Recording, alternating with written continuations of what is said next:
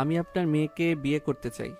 আরাফের কথা শুনে সবাই পিছনের দিকে ঘুরে তাকালো। অনেকে আরাফকে দেখে হেসে দিল। আরাফের কথা কেউ পাত্তা দিল না। ইনায়ের আব্বু আম্মু ভেঙে পড়ল। আরাফের কাছে গিয়ে বলল, আমি সত্যি আপনার মেয়েকে বিয়ে করতে চাই। বাচ্চা ছেলে, এখান থেকে যাও, বিরক্ত করো না। ম্যাম, আমি বাচ্চা না, আমার বয়স 16। আপনার মেয়েকে বিয়ে করব। মাথা খারাপ হয়ে গেছে তোমার? এখন থেকে যাও। এই ছেলের বাবা মাকে এখন থেকে নিয়ে যাবেন দয়া করে। আমার মা বাবা নাই, আমি এখানে ওয়েটারের কাজ করতে এসেছি। আমি সত্যি আপনার মেয়েকে বিয়ে করতে চাই। আরাফের কথা শুনে সবাই হাসতে লাগলো। ইনায়ের ফুপি রাহেলা চৌধুরী বলে উঠল, এদিকে আসো।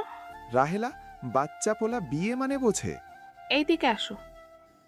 আরাফ ভয় ভয়ে সামনে গিয়ে বলো, আমি বিয়ে মানে বুঝি ওনাকে বিয়ে করলে আমার ওনার সুখ দুঃখের পাশে থাকতে হবে। উনি আমার বউ হবে, ওনাকে ভালোবাসতে হবে, আবার উনি যা চাইবে তাই কিনে দিতে হবে, ওনাকে ইনকাম করে খাওয়াতে হবে। আমি জানি বিয়ে মানে আমি মাসে 10,000 টাকা পাই, এক্সট্রা ইনকাম করলে ওনাকে আমি পালতে পারবো। আরাফের কথা শুনে কিছু মানুষ হাসতে লাগলো। বাট ইনায়ের নানা নানি দাদি বেশ অবাক হয়ে তাকালো। রাহেলা চৌধুরী বলে উঠল, তুমি তো দেখি অনেক কিছুই জানো, বাট আমার ভাতিজির সম্পর্কে তো তুমি তেমন কিছু জানো না। তাহলে তোমার কেন মনে হচ্ছে তোমার ওনাকে বিয়ে করা উচিত? ওনাদের কান্না দেখে আমার অনেক কান্না পাচ্ছে। ওই বরটা অনেক পচা। ওনাদের অপমান করার জন্য এভাবে বিয়ের আসর পর্যন্ত নিয়ে এসেছে। অপমান করে চলে গেল। আর উনি তো বলল ওনার সাথে কিছু দুষ্টু ছেলে ওনাকে জোর করে তুলে নিয়ে গেছিল। বাট ওই বর শুনল না। ধর্ষণ মানে কি বুঝতে পারছি না। বাট এখানে তো ওনার কোনো দোষ নাই। আরাফের কথা শুনে সবাই অবাক হয়ে তাকালো। রাহেলা চৌধুরী কিছু বলতে যাবে তখনই দৌড়ে এসে একজন ধরে বলল, দুঃখিত ম্যাম, আমার ভাগনা ছোট মানুষ, বুঝতে পারে নাই। ওনাদের কান্না করতে দেখে সহ্য করতে পারে নাই। মামা, ওনাকে আমি বিয়ে করব। মামা, আমি তো ইনকাম করি, ওনাকে বিয়ে করি। ওনাকে আমি কান্না করতে দিব না।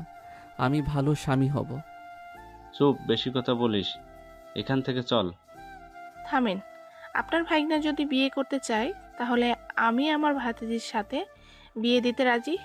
তার বিনিময়ে আপনারা যা চাইবেন তাই দিব। রাহেলা, এইসব কি বলছিস? ভাইজান, এদিকে আসেন। রাহেলা ইনায়ের বাবা মাকে নিয়ে কিছু বুঝতে লাগলো। বোঝানো শেষ হলে আরাপুর মামুর সামনে আসলো। ইনায়ের আপু বলে ওঠে, এই ছেলে সত্যি বিয়ে করবে আমার মেয়েকে। যদি করো তাহলে তোমার সকল দায়িত্ব আমি নিব। আর আপনাদের কোনো চাহিদা থাকলে বলেন। আরাফ কিছু বলার আগে আরাফের মামি এসে বলল, আমাদের 15 লাখ টাকা দিতে হবে। ঠিক বলছি? ঠিক আছে, কোনো সমস্যা নেই। আরে আমি তো যৌতুক নিয়ে বিয়ে করব না, এই বিয়ে করব না। আরাফের মামি জোর করে ইনায়ের পাশে বসিয়ে দিল। আরাফ উঠে যেতে চাইলে মামি বলে, চুপ করে থাক, এটা যৌতুক না, ওনারা শখ করে দেবে।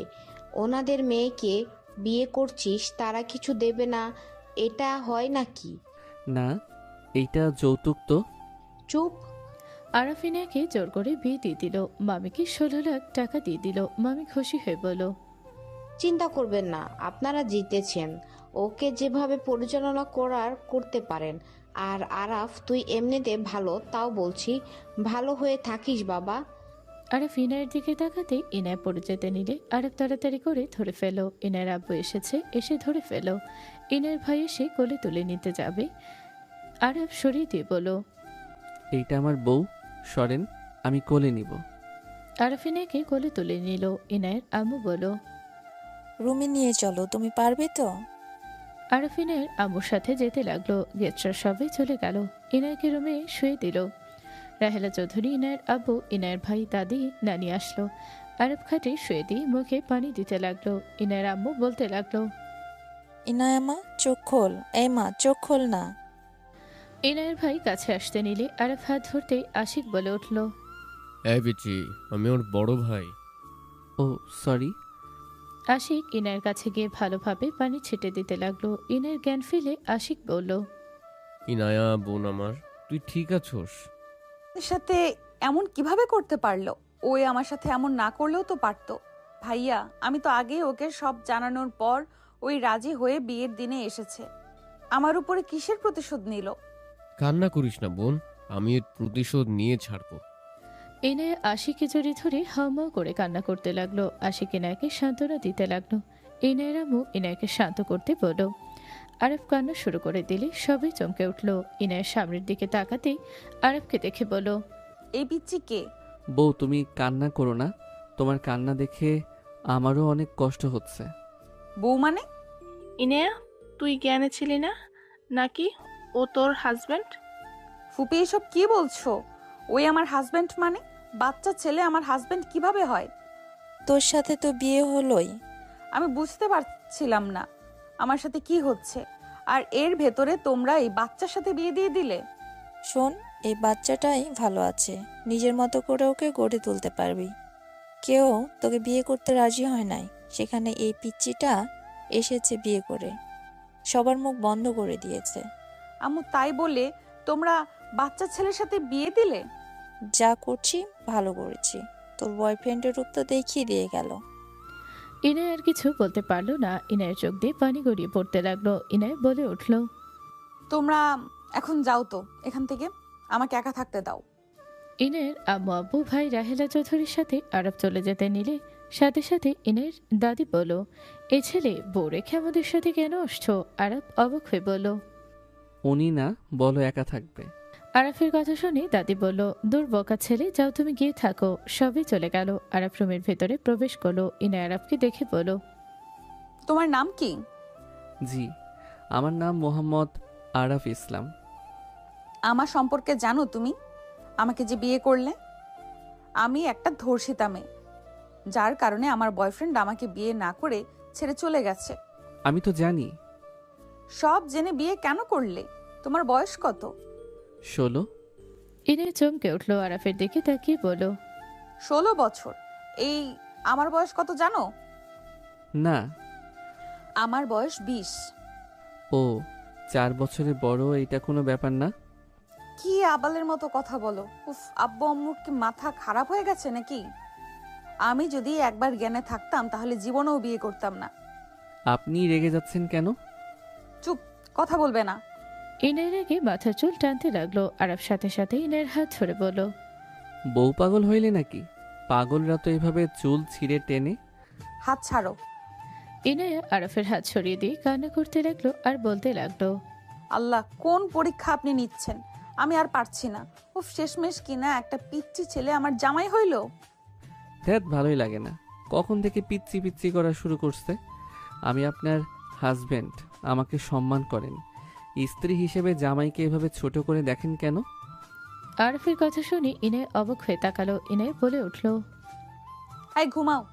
ইনায় কথাটা বলে ফ্রেশ হতে চলে গেল। আরাফ খাটে শুয়ে পড়লো। আরাফ বারবার উঠতেও লাগলো আর নামতে লাগলো। আরাফ খাটের উপরে উঠে লাফাতে লাগলো। ইনায় বের হলে আরাফকে লাফাতে দেখে বলল, ও এসব কি করছো? বউ তুমিও আসো, দেখো কত নরম। আসো, লাফাও, অনেক মজা পাবে। আরাফ খাট থেকে নেমে ইনায়কে তুলে দিয়ে বলল, লাফাও বউ। আরাফ ইনায়কে নিয়ে লাফাতে লাগলো। ইনায় আরাফের মুখে হাসি দেখে হুট করে কেন জানি ভালো লাগতে লাগলো। ইনায় হুট করে খেয়াল আসলে আরাফকে থামিয়ে দিয়ে বলল, আরাফ থামো, এইভাবে শব্দ করো না, বাহিরের মানুষ অন্য কিছু ভেবে নিবে। থামো। কিভাবে? আসো তো। করো না, তুমি বুঝবে না, শুয়ে পড়ো, অনেক রাত হয়েছে। না, আমার এইটা ভালো লাগছে। ইনায় আরাফের কথা শুনে মনে মনে ভাবতে লাগলো, বোকা ছেলে, কেমনে বুঝবে যে শব্দ হচ্ছে? বাহির থেকে কেউ শুনলে ভাববে। ধ্যাৎ। ইনায় আরাফকে ধরে বসিয়ে দিয়ে বলল, তুমি গুড বয় না, এইভাবে কেউ করে? আমি তোমাকে পার্কে নিয়ে যাব, ওইখানে জাম্পিং করার জন্য ট্যাম্পোলিয়ান আছে। সত্যি নিয়ে যাবা? এখন ঘুমাও ভালো ছেলের মতো। ওকে।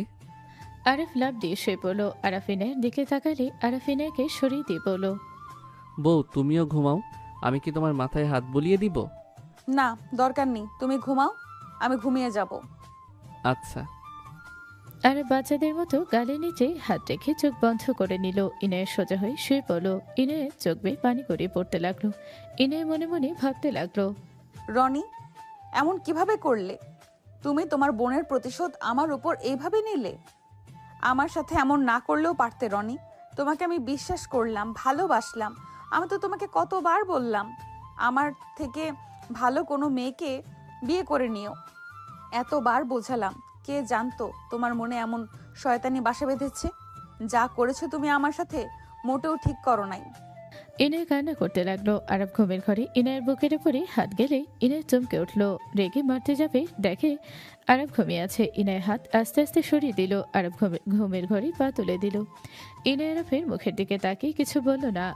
ইনায়া ঘুরে শুয়ে পড়ল। অনেকক্ষণ পর আরফ ইনায়কে পেছন থেকে জড়িয়ে ছিল। ইনায় সরাসরি কেঁপে উঠল।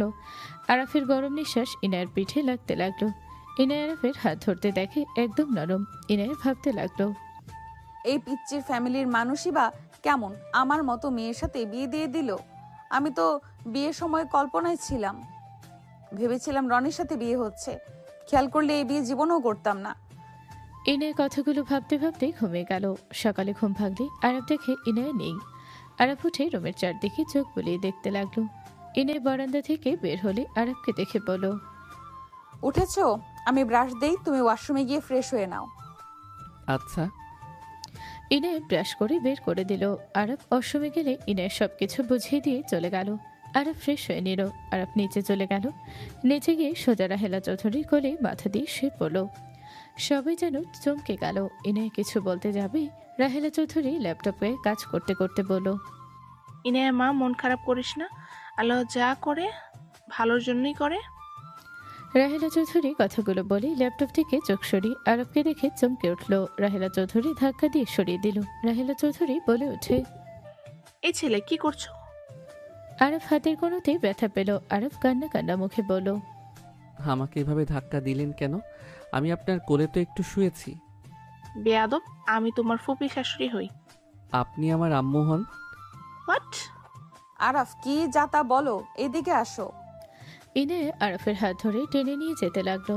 আরফের ঘড়িতে অ্যালার্ম বাজলে আরব বলে উঠল, হাত ছাড়ো বউ, বাহিরে যাব।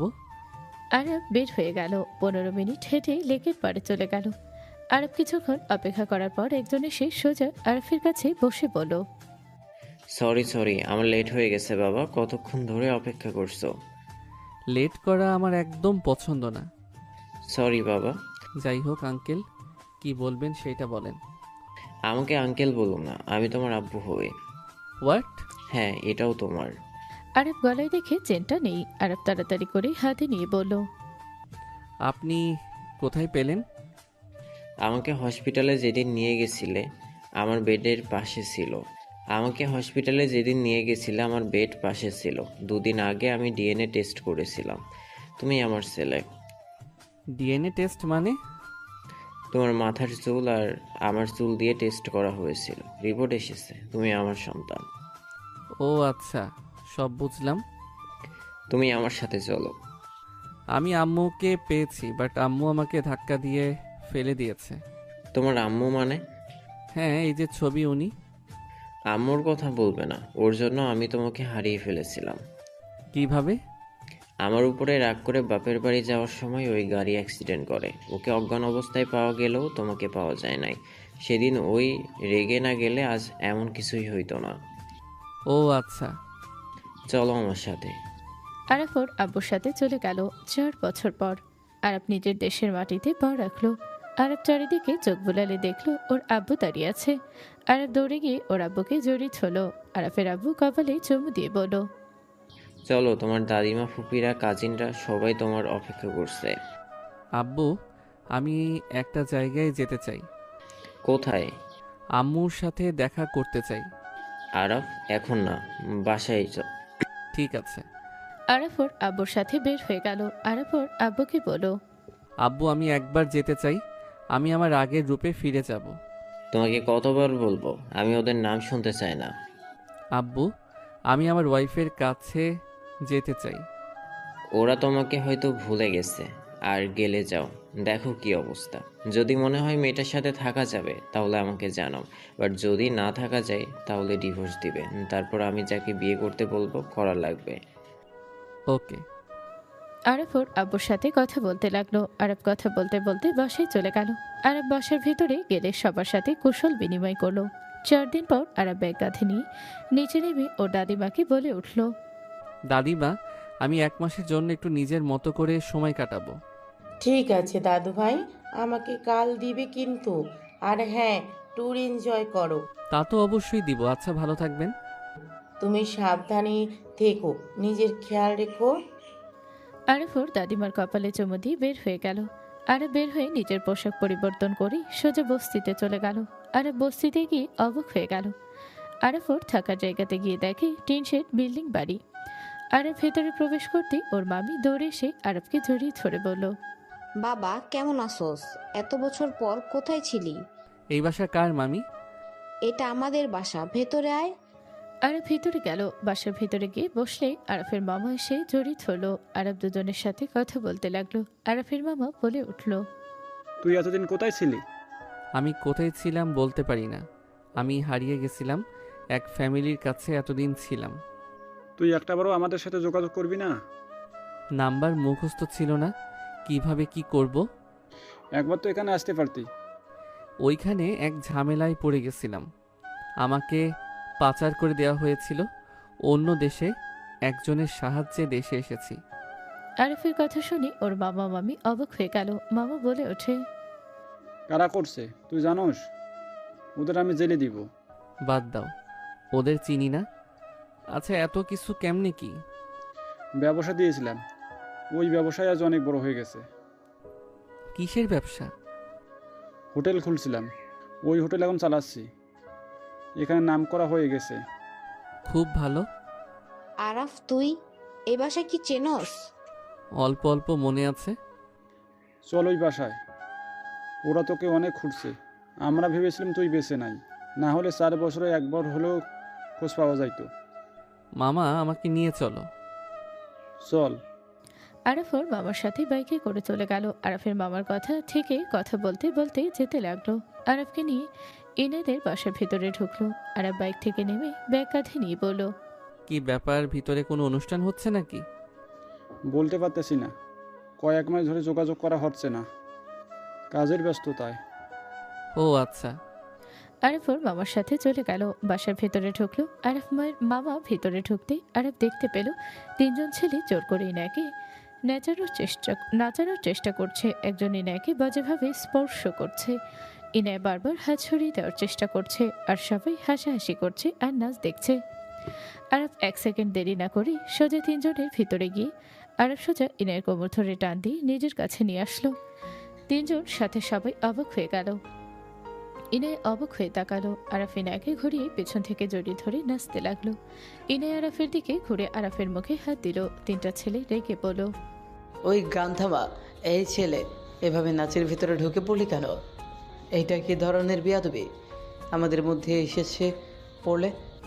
রাহেলা চৌধুরী ইনায়ের আব্বু আম্মু দাঁড়িয়ে গেল। মামার দিকে তাকাতে মামা ইশারা করলেই 3জন অবাক হয়ে গেল। আরাফ ইনায়ের দিকে তাকাতে ইনায় আরাফের হাত স্পর্শ করে বলে উঠল, এই হাত আমার খুব চেনা, তোমাকে অনেক চেনা চেনা লাগছে। কে তুমি? তোমার স্পর্শ আমার খারাপ কেন লাগছে না? কে তুমি? ইনায়ের কথা শুনে সবাই ভ্রুকুচকে তাকালো। রকি বলে ওঠে, আমাদের সাথে এমন ভাব করলে যেন আমরা তোমার সাথে জোর জবরদস্তি করে নাচছিলাম, আর এখন এই ছেলের হাত চেনা হয়ে গেল। আরাফ ইনায়ের দিকে তাকিয়ে বলল, আমার হাত আপনি চেনেন? ইনায় আরাফের কণ্ঠ শুনে অবাক হয়ে গেল। ইনায়ের সামনের দিকে তাকাতে মামাকে দেখল। মামা ইশারা করলে ইনায় আরাফকে ঘুরিয়ে ওর গাল 2টা ধরে বলল, আরাফ। জি। ইনায় খুশিতে কান্না করে দিল। ইনায় আরাফকে জড়িয়ে ধরল। আরাফ ইনায়কে জড়িয়ে ধরল। ইনায়ের আম্মুর চোখে পানি চলে আসলো। সবাই অবাক হয়ে গেল। আশিকের বউ রাফিয়া বলে উঠল, দেখো তোমার বোনের কাণ্ড, আমার ভাইয়ের সাথে কি ব্যবহার না করলো।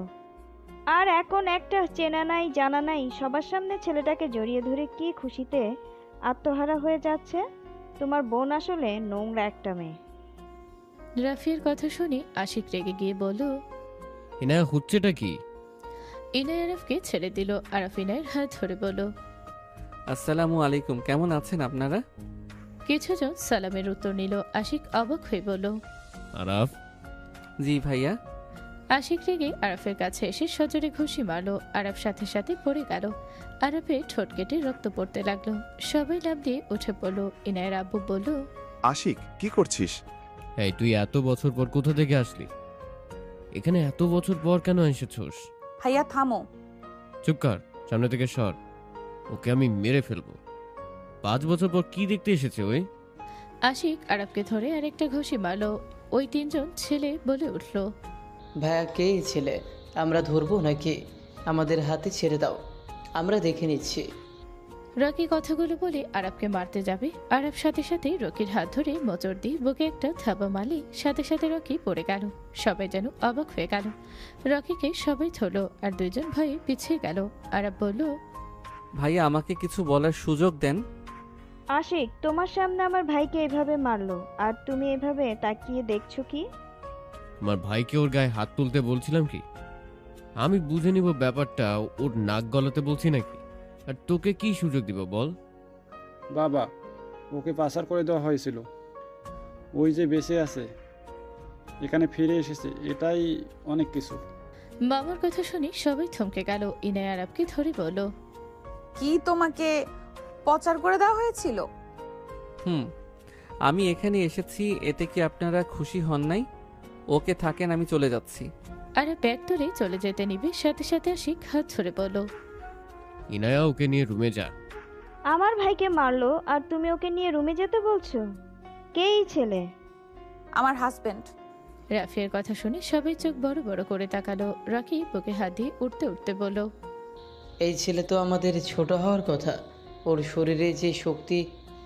কাজ করে খাওয়ার শরীর এইটা, আর হাত সামলিয়ে রাখেন।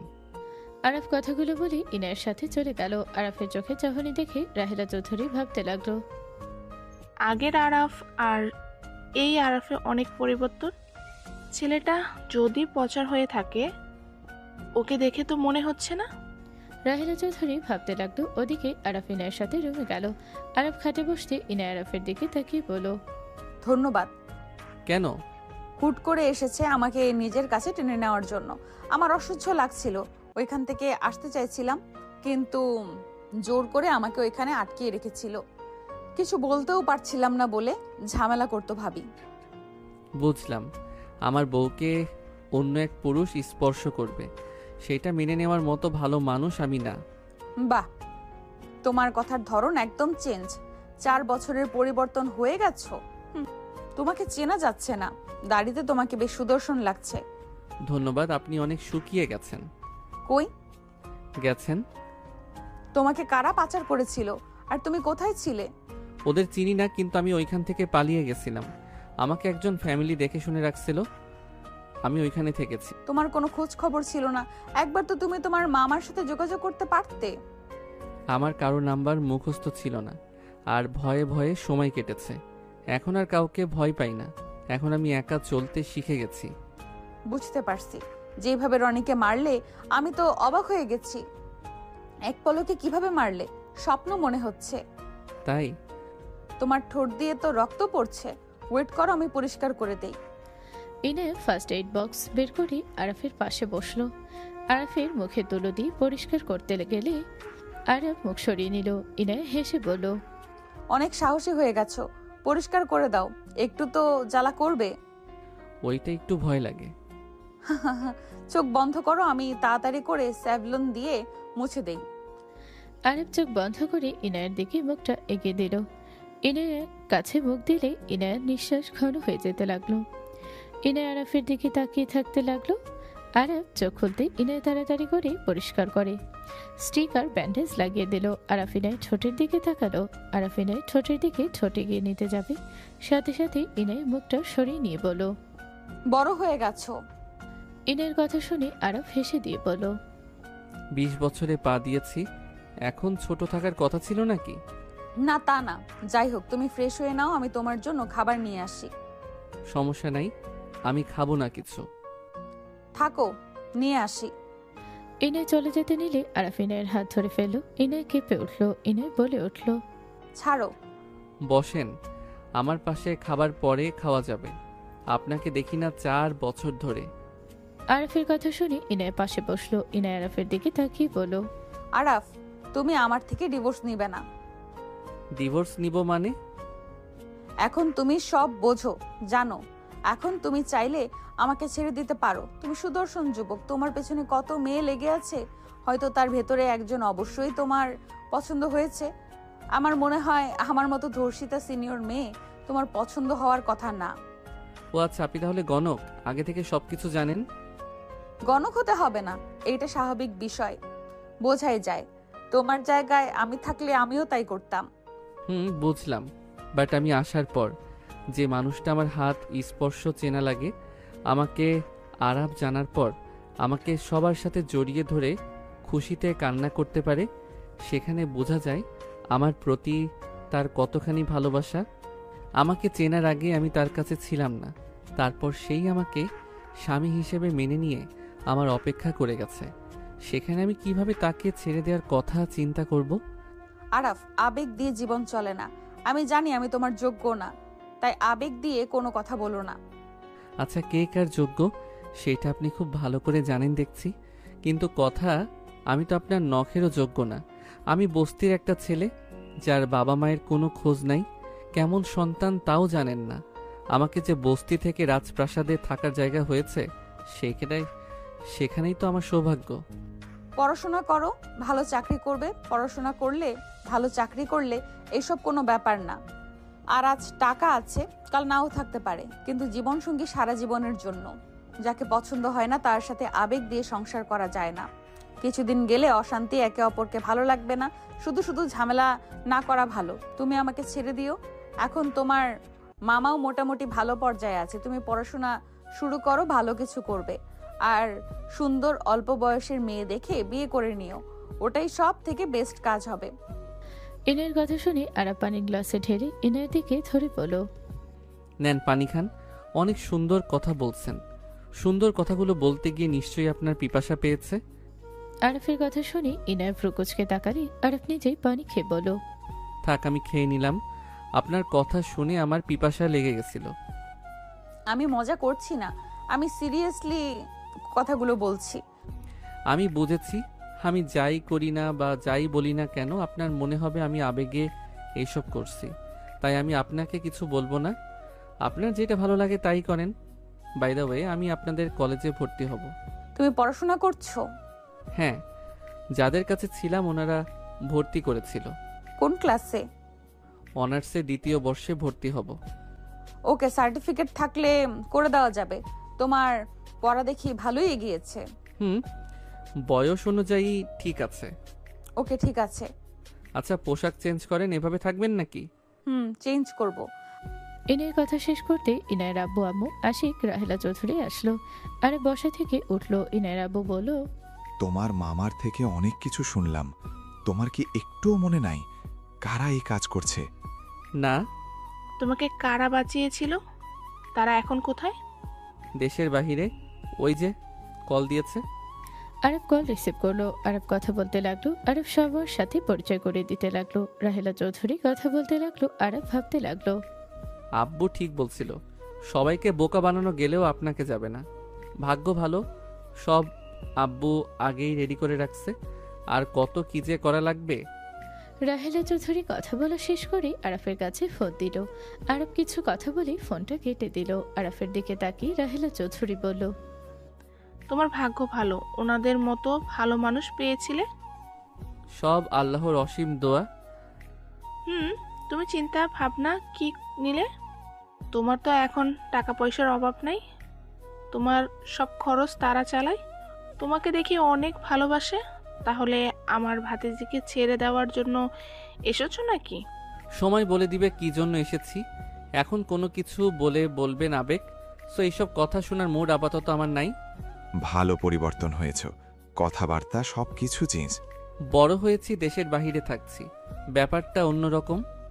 বুঝলাম। যাই করো তাড়াতাড়ি করো, আমরা কোনো জোর করব না তোমাদের। তার জন্য ধন্যবাদ। আর কেউ কিছু না বলে চলে গেল। আরব অসমে গিয়ে ফ্রেশ হয়ে আসলো। ইনায় আলমারি থেকে পোশাক নিয়ে অসমে গিয়ে ফ্রেশ হয়ে পোশাক পরিবর্তন করে নিল। আরব খাটে শুয়ে পড়লো। ইনায় আরফের দিকে তাকিয়ে বলল, আরাফ, তোমার বাসর রাতের কথা মনে আছে? না, কেন? তুমি বাসর রাতে এই খাটে কিভাবে লাফাচ্ছিলে, সাথে আমাকে নিয়েও সেই দৃশ্যটা আমার চোখে ভাসলে আমার অনেক হাসি পেত। তাই? আবার লাফাবো নাকি?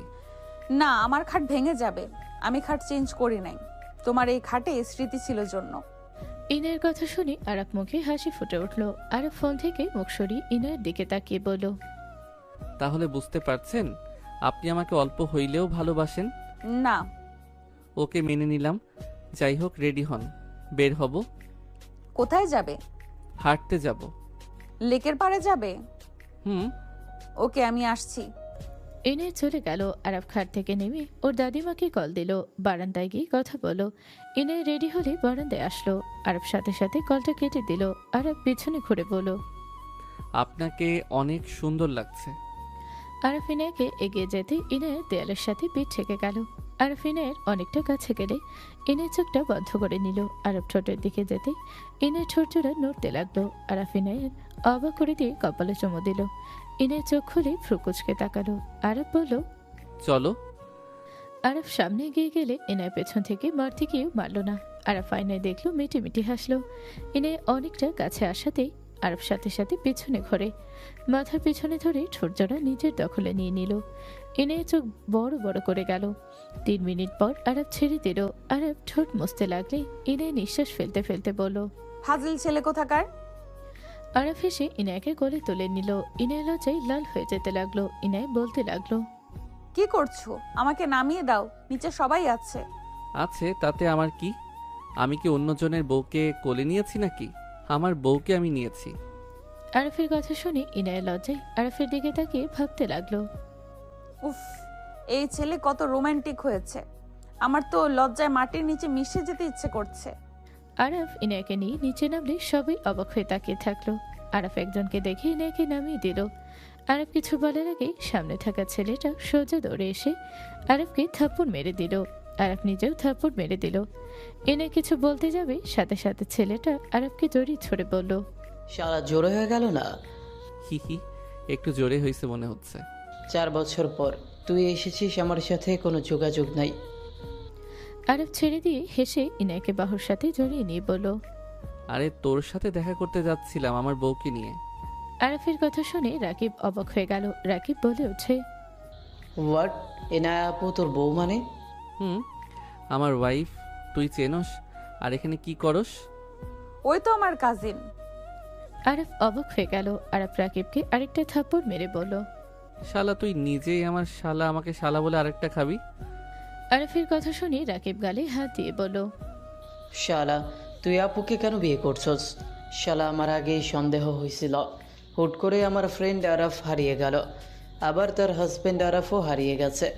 বাট এখন দেখি আমার সন্দেহ একদম ঠিক। ওইসব বাদ দে, অনেক সুন্দর সন্দেহ করছো। এখন বের হব, যাবি নাকি? না, আপুকে সময় দে। আপু তোকে অনেক মিস করছে। তোর ওয়াইফ হিসেবে উনি এতদিন ধরে আছে। ওনাকে তো বিয়ে দেওয়ার চিন্তাই ছিল। ওনার বিশ্বাস ছিল তুই ফিরে আসবি। আরব বেশ অবাক হলো। ইনায় চুপ করতে ইশারা করতে লাগলো। আরব বলে উঠল, বুঝলাম, বাট এখানে থাকবি তো নাকি? তুই আসোস আর আমি থাকবো না, এটা হয় নাকি? বাহ বাহ রাকিব, কিছু শুনলাম। রাকিব লজ্জা পেয়ে গেল। রাফিয়া বলে উঠল, তোমাকে কতবার বলছি থাকতে, কোনোদিন তো রাজি হও নাই, আর আজ কিনা নিজে থেকেই থাকতে চাইছো। আমার দুলা ভাইয়ের সাথে আমার বেস্ট ফ্রেন্ড, এখানে আর আমি কিনা চলে যাব, অসম্ভব। রাকিবের কথা শুনে আরফ হেসে দিল। রাফিয়া রাগ হলে কিছু বলল না। আরফ বলে উঠল, ওকে থাক, 10টার আগেই ফিরে আসবো। তুই ঘুমিয়ে যাস না, সারা রাত আড্ডা দিব। ধুরশালা, আজকে না, আজ আমার বোনকে সময় দে। রাকিব, ফাজিল হয়ে গেছস তাই না? মানে আপু, তুমি কিন্তু সম্পর্কে ভাবিও হও, তাই আমার কথা তো ধরলে চলবে না। ইনায় কান ধরতে যাবে, আরব সাথে সাথে ইনাকে কোলে তুলে চলে যেতে লাগলো। রাকিব বলে উঠল, ওই বাইক নিয়ে যা। রিক্সা নিয়ে ঘুরবো। বাইকে যা, বাকি কিছু বলবো না।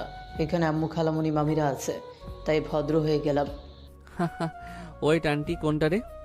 জামাই বাবা, আমি। আসসালামু আলাইকুম আন্টি। আপনার 2বার কলে কথা হয়েছিল, মনে আছে কি আপনার?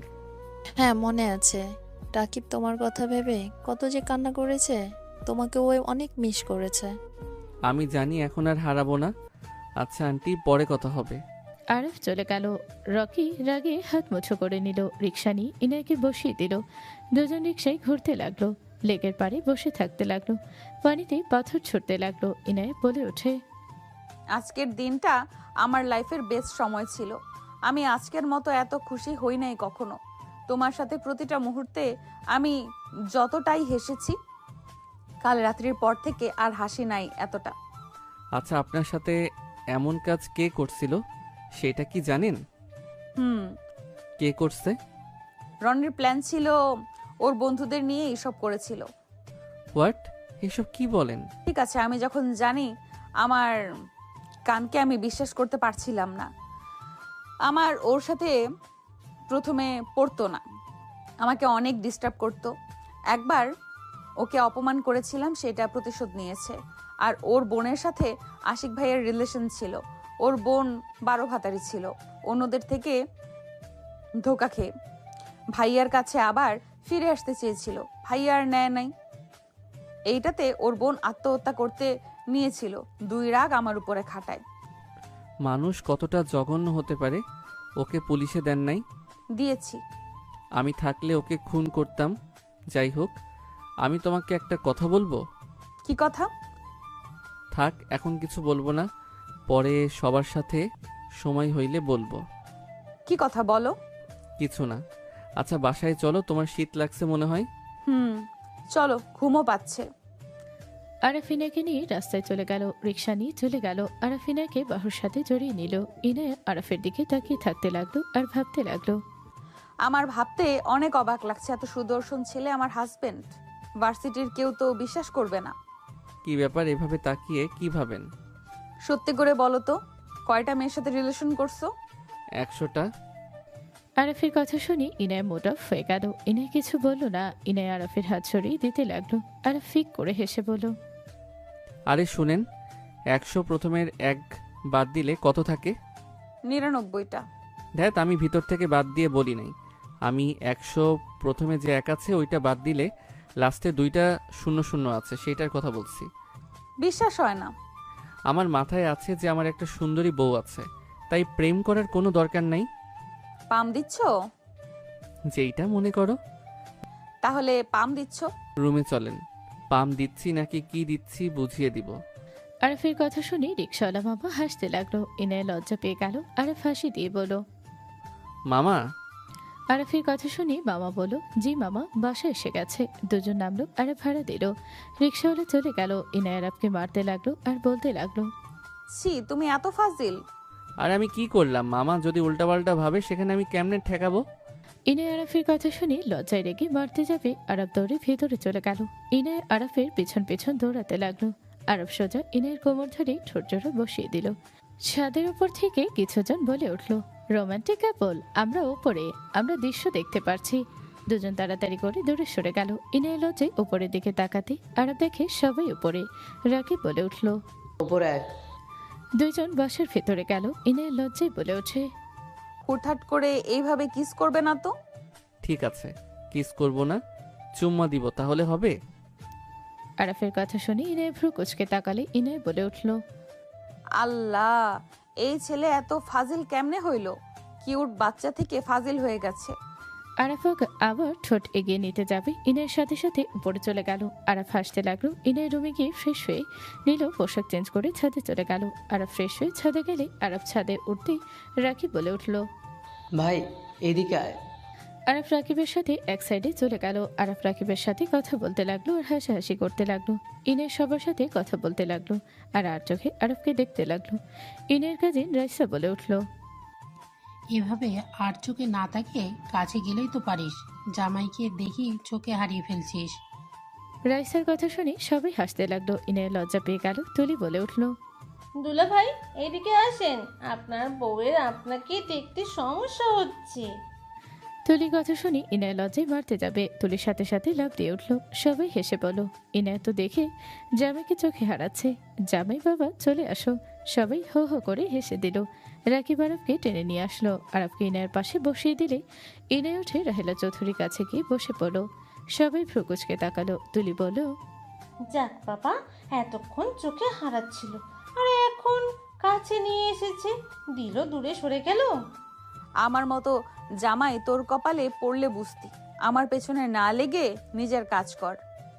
আরফের চোখ বাচ্চা মেয়েটার দিকে গেল। আরফ রাফিয়াকে বলো, ভাবি বাবুকে দেন। এমনিতেই কান্না করছে, আবার তোমার কাছে দিয়ে আরো কান্না করুক। আমার কাছে দেন, ওর কি দরকার আমি জানি। আরব জোর করে নিল। আরব বাচ্চাটাকে কোলে নিয়ে উপরের দিকে করে কথা বলতে লাগলো। বাচ্চাটা খিলখিল করে হাসতে লাগলো। সবাই অবাক হয়ে গেল। আরব বাচ্চাটাকে নিয়ে হাঁটতে লাগলো আর কথা বলতে লাগলো। তুলি বলে উঠল, বাহ, বাচ্চা সামলাতেও পারে, তাহলে তাড়াতাড়ি বাচ্চা নিয়ে নিস, তোর জামাই সামলিয়ে নিতে পারবে। এনে লজ্জায় বলে ওঠে, তুলির বাচ্চা, চুপ করবি? বড়দের চোখে দেখোস না নাকি? কে বড় খালামণি? আর মামা ছাড়াই সবাই ফ্রি। মামা নিজের কাজে ব্যস্ত, ওইসব শোনার টাইম নেই তার। খালামণি ধমক দিও না। আমি কিছু শুনতে পারছি না। রাহেলা চৌধুরীর কথা শুনে সবাই হাসতে লাগলো। ইনায় অবাক হয়ে তাকালো। মামি বলে ওঠে, শোনো, এত লজ্জা পেও না। আমরা আজ অনেক খুশি, তোমার মুখে হাসি দেখতে পেয়েছি আমরা। তোমাকে আজকের মতো এত খুশি আমরা দেখেছি বলে মনে পড়ে না। আমাদেরও ভালো লাগছে আমাদের সন্তানদের ভালো থাকতে দেখতে। মামি, ইনি ইমোশনাল হয়ে জড়িত হলো। রাফি আরাফের দিকে তাকিয়ে থেকে ভাবতে লাগলো, বাবু কিভাবে ওর সাথে হাসছে? এমন ভাব মনে হচ্ছে দুজন একে অপরকে কত আগে থেকে চেনে। কিভাবে ছেলেটার সাথে কথা বলার চেষ্টা করছে? রাফি কথাগুলো ভাবছিল। আশিক আস্তে আস্তে বলল, ওদের দেখে মনে হচ্ছে একে অপরকে কত আগে থেকে চেনে, তাই না? দেখো বাবু কিভাবে কথা বলার চেষ্টা করছে। হুম। ইনে আরবকে দেখতে লাগলো আর সবার সাথে গল্প করতে লাগলো। অনেকক্ষণ পর বাবু ঘুমিয়ে গেল। আরব বলল, ভাবি ঘুমিয়ে গেছে। ধন্যবাদ ভাই। এভাবে ধন্যবাদ দিয়ে ছোট করেন না, আমি তো ওর মামা হই। সরি ভাই। আরব বাবুকে কোলে দিয়ে হাম তুলতে তুলতে বলল, আমার অনেক ঘুম পাচ্ছে, আমি গেলাম। আপনারও মনে হয় ঘুম পাচ্ছে। আরবের কথা শুনে সবাই হাসতে লাগলো। আরব চলে গেলে তুলি বলে ওঠে, যা যা, তোর ঘুম পাচ্ছে মনে হয়। ইনায়কে ঠেলে পাঠিয়ে দিল। ইনায় বলল, দূর, আমার ঘুম পায় নাই। যাও আপু, আমার বন্ধুর ঘুম পাচ্ছে। সবাই ঠেলে পাঠালে ইনায় লজ্জায় চলে গেল রুমে। রুমে গেলে দেখে আরব শার্ট খুলছে। আরবকে দেখে পিছনে ঘুরে তাকালো। আরব ইনায়কে দেখে আস্তে আস্তে কাছে গিয়ে পিছন থেকে জড়িয়ে ধরল। ইনায় নিঃশ্বাস ঘন হয়ে যেতে লাগলো। ইনায় চোখটা বন্ধ করে নিল। ইনাকে ঘুরিয়ে আরব দরজা লাগিয়ে দিল। ইনায় কিছু বলার আগে আরব ইনায়কে কোলে তুলে নিল। ইনায় আরবের বুকের দিকে তাকাতে ইনায় হাত রাখতে আরব খাটে শুয়ে দিল। ইনায়ের দিকে এগিয়ে যেতে লাগলো। ইনায়ের মুখে হাত দিতে আরব বলে উঠল, সময় আরো লাগবে নাকি? আমার বেশি লজ্জা লাগছে। প্রস্তুত না আপনি? না মানে? ওকে। আরব সরে যেতে নিবে সাথে সাথে ইনায়ের শার্ট ধরে টান দিয়ে নিচে ফেলে ঝাঁপিয়ে পড়ল। আরবের মুখে হাসি ফুটে উঠল। আরব ইনায়ের সাথে তাল মিলিয়ে আদর করতে লাগলো। দুজন একে অপরের উপর ঝাঁপিয়ে পড়ল। দুজন আদর করতে ব্যস্ত হয়ে গেল। অনেকক্ষণ আদর করতে করতে ইনায়া ক্লান্ত হয়ে আরবকে টান দিয়ে নিচে শুয়ে দিয়ে ওর বুকে শুয়ে পড়ল। আরফের বুকে দুষ্টমি করে হালকা করে কামড় দিল। আরফ লাফ দিয়ে উঠল। আরফের দিকে ইনায়া তাকালে ইনায়ের হাসি মুখ দেখে আরফও হেসে বলল, আমি দিব নাকি? যা ফাজিল। হাহা, ঘুমাও। আগামীকাল আমাকে সকালে বের হতে হবে। কোথায় যাবে? তোমার কলেজে যেতে পারি। ও আচ্ছা, ভর্তি হতে যাবে? হুম। ওকে, আব্বুকে বলবো, আব্বু করে দিবে। দরকার নাই এসব বিষয়ে আঙ্কেলকে জড়ানোর। আমার ওই বাবা তো দেশি মানুষ ছিল, এখানে লোক আছে। ও আচ্ছা। আরফ ইনায়ের মাথায় হাত বুলিয়ে দিয়ে বলল, ঘুমাও। ইনায়া আরফের বুকে মাথা দিয়ে ঘুমিয়ে গেল। সকালে ঘুম ভাঙলে আরফ উঠে ইনাকে ডাক দিয়ে বলল, এই ওঠো না। আর একটু ঘুমাতে দাও না, কলেজে যাব না। আরে উঠো, আজান দিয়েছে, চলো গোসল করে নামাজ পড়ে নেই। পরে। আরব আর কোনো কথা না বলে সোজা ইনায়াকে কোলে নিয়ে ওয়াশরুমে চলে গেল। ইনায়াকে কোলে নিয়ে শর্ট ছেড়ে দিলে ইনার শরীরে পানি পড়তে ইনায় লাফ দিয়ে উঠল। ইনায় কোল থেকে নেমে বলল, আরফের বাচ্চা। ঘুম ভাঙছে, জ্ঞানে আছো? গোসল করে নেই, নামাজ পড়বে, তারপর ঘুমাবে। ফাজিল, ভয় পেয়ে গেছি। ভালো হয়েছে, ডাক দিলাম ভালো লাগে না? ঘুম পাচ্ছে। গোসল করে নামাজ পড়ে ঘুমাবে, কেউ ডিস্টার্ব করবে না। ইনায় আরাফের বুকে মাথা দিয়ে ঘুমাতে গেলে আরাফ ইনাকে পানি দিতে লাগলো। ইনায় বিরক্ত হয়ে আরাফের সাথে গোসল করে নিতে লাগলো। গোসল করে ওয়াশরুম থেকে বের হয়ে আলমারি থেকে তার ব্যাগ থেকে পোশাক বের করে দুজন পরে নিল। দুজন একসাথে অজু করতে চলে গেল। আরাফ অজু করে নিল, ইনায় অজু করে বের হলো। আরাফ বলে উঠল, নামাজটা পড়ে নাও, আমি বের হচ্ছি। আর শোনো, রাতে আসবো। সারাদিন কই থাকবে? কাজ আছে। আরফ ইনায়ের কপালে চুমু দিয়ে বের হয়ে যেতে নিলে ইনায় বলল, তাড়াতাড়ি এসেছো, আমি তোমার অপেক্ষায় থাকবো। ইনায়ের কথা শুনে আরফ হেসে দিল। আরফ চলে গেল। আরফ মসজিদে গিয়ে নামাজ পড়ে নিয়ে সোজা বাসায় চলে গেল। আরফ বাসার ভিতরে ঢুকতে অবাক হয়ে গেল। আরফের ফুপি বলছে, ভাই, আমার মেয়ের সাথে তোমার ছেলের বিয়ে দেওয়ার কথা ছিল। এখন তো আরব দেশে এসেছে, ও এখানে থাকবে, তাহলে বিয়েটা পড়িয়ে রাখলে কি সমস্যা? ওরা দুজনে একসাথে পড়াশোনা করবে, আর তমা ওকে ভালোবাসে। আমাদের কথার জন্য ও আরাফকে নিজের স্বামী হিসেবে দেখেছে। আপা, আমি এখানে আমার ছেলের সাথে জোর করতে পারি না। ও বিবাহিত, ওর ওয়াইফ আছে। হোয়াট? হ্যাঁ, ওই বিবাহিত, 4 বছর আগে বিয়ে করেছে। কাকে বিয়ে করছে? রাহিলার ভাতিজি ইনায়াকে। কি? কি? ওই ইনায়া তো ধর্ষিতা মেয়ে, ওর সাথে আনাফের কিভাবে বিয়ে হতে পারে? আর ওই ধর্ষিতা মেয়েকে কিভাবে ওই বিয়ে করলো? যেভাবে করার কথা সেইভাবে করছি। আরফের কথা শুনে সবাই আরফের দিকে ঘুরে তাকালো। আরফের দাদিমা বলে ওঠে, তুমি আর কোনো জায়গা পাও নাই ওই ধর্ষিতা মেয়েকে বিয়ে করতে হবে? ওরা মেয়েরা একটাও ভালো না। ওর ফুপি তো সংসার করার মতো মেয়ে ছিল না, আর সেখানে কিনা তার ভাতিজি ভালো বউ হবে? কখনোই না। দাদিমা, আমি কারোর বিষয়ে কোনো কথা শুনতে চাই না। আমি ইনায়াকে আগে বিয়ে করেছি, আর ইনায়াকে আমি ভালোবাসি। ও কেমন মেয়ে আমি ভালো করে জানি। আব্বু, ভার্সিটিতে যাবে না? যাবো, তুমি রেডি হয়ে আয়। আরফ চলে গেল। ফুপি রেগে বলল, ওই ধর্ষিতা মেয়ের সাথে আমি জীবনেও আরাফকে সংসার করতে দেব না। তমা, তুই আরাফের পিছনে লেগে থাকবি। হ্যাঁ, ওর সাথে লেগে থাকবে। আমি কোনো মতে ওই বাড়ির মেয়েদের নাত বউ হিসেবে মেনে নিব না। আম্মা, আপনি এসব কি বুদ্ধি দিচ্ছেন? চুপ কর, আমি যা বলছি ঠিক বলছে। তমা, ওর পিছনে লেগে থাকো, আর খবরদার ওরা যেন কাছে আসতে না পারে। সব সময় ওদের মাঝে বাধা হয়ে দাঁড়াবে। আম্মা। দাদিমা রেগে চলে গেল। আরফ রুমে গিয়ে ফ্রেশ হয়ে রেডি হয়ে নিল। আরফ নিচে এসে ওর আব্বুর সাথে চলে গেল। সোজা কলেজে গিয়ে ভর্তি হয়ে নিল। আরফ মাস্ক পরে বের হয়ে গেল। আরফ গাড়িতে উঠে ইনায়কে দেখতে লাগলো। ইনায় ওর ফ্রেন্ডদের সাথে মাঠের একপাশে গাছের নিচে বসে থেকে আড্ডা দিচ্ছে। আরফের আব্বু আসলে ড্রাইভার ড্রাইভ করতে লাগলো। আরফের আব্বু বলল, ওইটা ইনায়া। ফুপির মতো অনেকটা হয়েছে। আম্মুর সাথে অল্প অল্প মিলে, আর ওই আম্মুকে একটু বেশি ভালোবাসে। ও আচ্ছা। আচ্ছা আব্বু। আম্মুকে কি তুমি ভালোবাসো না? আরফের কথা শুনে ওর আব্বু চুপ হয়ে গেল। আরফ বলে উঠল, থাক, কষ্ট পেতে হবে না। আরফ কথাগুলো বলে ওর আব্বুর বাহু জড়িয়ে ধরে কাঁধে মাথা দিল। আরফের আব্বুর মাথায় হাত বুলিয়ে দিতে দিতে মনে মনে বলল, তোর আম্মু আমাকে ভালোবাসে নাই কখনো। আমাকে ভালোবাসলে সেদিন তোকে নিয়ে চলে যেত না। আমি তো থেকে যেতে বলেছিলাম, সেই তার জিদ নিয়ে চলে গেছে।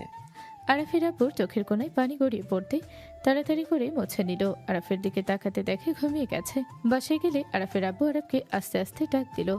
আরফ চোখ খুলে গাড়ির চারিপাশে সাংবাদিক দেখে আরফ অবাক হয়ে গেল। আরফের আব্বু বলল, বের হোস না, আমি তোকে নিয়ে যাচ্ছি। আরফের আব্বু কোট খুলে আরফের মাথার উপরে দিয়ে নামিয়ে নিয়ে যেতে লাগলো। সাংবাদিকরা ঘিরে ধরে বলতে লাগলো, আপনার ছেলেকে খুঁজে পেয়েছেন, অথচ তাকে পুলিশে কেন রাখছেন? তাকে কি সবার সামনে আনবেন না? আমি আমার ছেলেকে এখনো প্রকাশ্যে আনতে চাই না, দয়া করে কেউ সামনে। আরফের আব্বুর কথা শুনে আরেকজন সাংবাদিক বলে ওঠে, কেন জানতে চান না? আপনার স্ত্রী কি জানে আপনার সন্তানকে পাওয়া গেছে, আর কিভাবে তাকে পেলেন? আরফের আব্বু আরফকে নিয়ে যেতে যেতে বলল, সাইড দেন দয়া করে, সময় হলে আমি আমার ছেলেকে সবার সামনে নিয়ে আসবো। গার্ডরা সব ঠেলে সাংবাদিকদের সরিয়ে দিতে লাগলো। আরফকে নিয়ে ওরা বউ বাসার ভেতরে চলে গেল। আরফ বলে উঠল, আমাকে পেয়েছেন সাংবাদিক কিভাবে জানলো? নিশ্চয়ই আমাদের ফ্যামিলির ভিতরে কেউ শয়তানি করে জানিয়েছে। আরফের কথা শুনে ফুপি রেগে বলল, আমাদের ফ্যামিলিতে কে বলবে? আরাফ, তুমি বেশি সন্দেহ করছো না? মায়ের মতো হয়েও না। আরফ ফুপির কথা শুনে রেগে বলল, সমস্যা কি? আপনাদের কথায় কথায় আমার মাকে কেন তুলে আনেন? আরফ, রুমে যা। আরফকে ঠেলে পাঠিয়ে দিল। আরফ রেগে চলে গেল। আরফ রুমে গিয়ে ভাবতে লাগলো। তমা এসে আরফের পাশে বসে বলল, রেগে আছো নাকি? এখান থেকে যাও। রেগে কেন আছো? ভর্তি হও নাই? আরফ রেগে তমার হাত ধরে ঘর থেকে বের করে দিয়ে মুখের ওপর দরজাটা লাগিয়ে দিল। তমা রেগে বলে উঠল, আমাকে এইভাবে বের করে ঠিক করলে না। একদিন আমাকে এই রুমে নিজে থেকে তুলে নেবে। আমাকে যেভাবে বের করে দিলে, একদিন তোমাকে আমাকে হাতে ধরে এই ঘরে আনতে হবে। এখন থেকে যা, মায়ের মতো ওভার কনফিডেন্স দেখাস না। আমি ওভার কনফিডেন্স দেখাচ্ছি না। তোমাকে একদিন আমাকে এই রুমে তুলতে হবে। আমি তোমার বউ হয়ে এই ঘরে ঢুকবো, দেখে নিও। স্বপ্ন দেখ, ওইটা পূর্ণ হবে না। আর কানের কাছে ঘ্যান ঘ্যান করবি না। তমা রেগে কান্না করতে করতে নিচে চলে গেল। আরফের দাদিমা বলে উঠল, তোমা কি হয়েছে, কান্না কেন করছিস? নানু, আরফ আমাকে ঘর থেকে বের করে দিয়েছে। আমি ওকে বলেছি আমাকে ওই ঘরে ওর বউ বানিয়ে নিজে ইচ্ছেতে ঘরে তুলবে। আমি যেভাবে হোক আমি ওকে বিয়ে করতে চাই। আজকে এই প্রতিশোধ আমি নিয়েই ছাড়বো। নিজের ভিতরে জিদ রাখ, অবশ্যই ওকে নিজের করে নিতে পারবে। তোকে তো বলে দিয়েছি, শুধু ওকে বশে করে ফেল। বিয়ে আমি নিজেই তোর সাথে দিব, তাও ওই বাড়ির কোনো মেয়েকে এই বাড়িতে আমি আসতে দিব না। আম্মা, ওই একদম ওর মায়ের মতো জিদ্দি। ওর ব্যবহার দেখেছো? আর মায়ের সাথে কথা বলছি, কি রাগ দেখালো। তমা পারবে ওকে সোজা করতে। আম্মা, আপনারা একটু বেশি বেশি করে ফেলছেন। চুপ কর, তুই কোনো কথা বলবি না। তোর জন্য তোর বউ যেমন মাথায় উঠেছিল, এখন তোর ছেলেও তোর জন্য মাথায় উঠে যাচ্ছে। দাদিমার কথা শুনি আরফের আব্বু কিছু বলবেই তার আগেই চলে গেল। এদিকে রাহেলা চৌধুরী অফিসে কাজ করছিল। তার ফোনটা বেজে উঠলে রাহেলা চৌধুরী কল রিসিভ করে বলল, আসসালামু আলাইকুম ভাবি, কিছু বলবেন? রাহেলা, আমি একটা ভিডিও লিংক দিয়েছি, তুমি দেখো। কেন, কি হয়েছে ভাবি? তুমি শুধু দেখো। ইনায়ের আম্মু কল কেটে দিয়ে লিঙ্ক পাঠালে রাহেলা চৌধুরী লিঙ্কে ক্লিক করতে চমকে গেল। রাহেলা চৌধুরী এক মুহূর্ত দেরি না করে আরফের আব্বুকে কল দিতে লাগলো। এদিকে আরফের আব্বু পানি খেয়ে রুমে গেলে দেখে ফোন পাচ্ছে। ফোনটা চার্জে থেকে খুলে নাম্বারটা দেখে বুকের ভেতর ছেদ করে উঠল। আরফের আব্বু রিসিভ করে কিছু বলার আগে রাহেলা চৌধুরী বলে উঠল, আমার সন্তানকে তুমি পেয়েছো, তাহলে তুমি আমার সন্তানকে লুকিয়ে রেখেছিলে? তুমি আমার সাথে এমন কেন করলে? তুমি আমাকে ছেড়ে দিবে ভালো কথা, তোমার ফ্যামিলির মতো তুমিও আমার সাথে এমন বড় গেম খেললে। আমি নিজেকে দোষ দিচ্ছি, আমি নিজের দোষ সব হারিয়ে ফেললাম, অথচ সব কিছু তোমার প্ল্যান ছিল। রায়হান, আমার সন্তানকে তুমি ফিরিয়ে দাও, না হলে আমি মামলা করব তোমার নামে। রাহেলা চৌধুরী এক নিঃশ্বাসে কথাগুলো বলো। আরফের আব্বু বলে উঠল, যা করার করো, আর যা ভাবার ভাবতে থাকো। কথাটা বলে কল কেটে দিল। রাহেলা চৌধুরীর আগে বারবার কল দিতে লাগলো। আরফের আব্বু সাইলেন্ট করে দিয়ে ঘুমিয়ে গেল। এদিকে রাহেলা চৌধুরীর আগে বলতে লাগলো, আমি তোমাকে ছাড়বো না, তুমি আমার সাথে এত বড় গেম খেললে। আমি আমার সন্তানকে আমার কাছে নিয়ে আসব, যেভাবে হোক আমি আমার সন্তানকে আমার কাছে নিয়ে আসবই। আর তোমার গেম খেলার জন্য শাস্তি পেতে হবে রায়হান খান। রাহেলা চৌধুরী কথাগুলো ভাবতে ভাবতে রাগে কলমের ফল ভেঙে ফেলল। 8টার দিকে অফিস রুম থেকে বের হলো। আরফ নিচে গেলে আরফকে দেখে দাদিমা বলো, আরাফ, বলেন। তুমি না ট্যুরে গেলে, ব্যাগ ছাড়াই বাসায় আসলে, ব্যাপারটা বুঝলাম না। গতকাল রাতে কোথায় ছিলে? বউয়ের কাছে ছিলাম। আরফের কথা শুনে ওর দাদিমা রেগে বলো, হোয়াট? তুমি ওই বাসায় ছিলে? তুমি জানো ওই বাসার মানুষের সাথে আমাদের সম্পর্ক ভালো না, তারপর তুমি কেন ওই বাড়িতে গেছো?